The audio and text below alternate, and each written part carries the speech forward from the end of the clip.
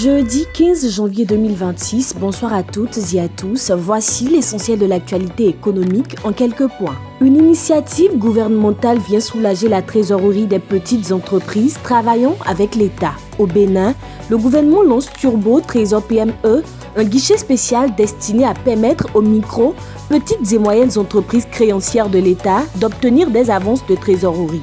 Porté par le ministère de l'Économie et des Finances, le dispositif, accessible via la Poste du Bénin, vise à réduire l'impact des délais de paiement des factures publiques et à sécuriser le fonctionnement quotidien des PME.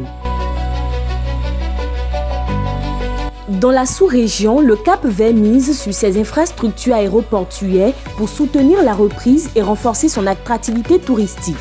Vinci Airport lance la phase 2 de modernisation des aéroports du pays avec un investissement de 142 millions d'euros sur 3 ans.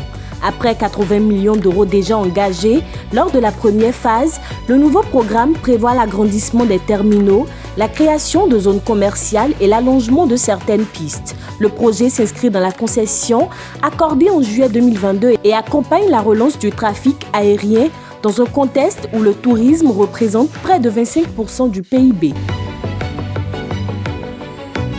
Autre actualité économique majeure, les autorités ivoiriennes tentent de rassurer les acteurs de la filière cacao. En Côte d'Ivoire, le Conseil du café cacao démonte tout blocage de la commercialisation.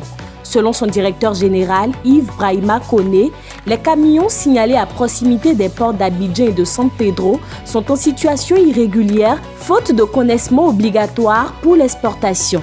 Le régulateur assure que la filière reste organisée et que l'ensemble de la production sera écoulée, précisant que 80% de la récolte 2025-2026 a déjà été vendue en octobre et décembre. Le prix garanti est fixé à 2800 francs CFA le kilogramme. Enfin, le Capital Investissement confirme son intérêt pour les PME africaines.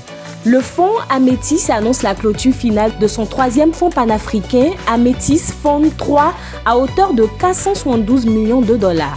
Ce véhicule prévoit d'investir dans une dizaine de PME africaines avec des tickets pouvant atteindre 46,5 millions de dollars dans des secteurs tels que la santé, l'industrie, les services financiers, l'énergie et les infrastructures.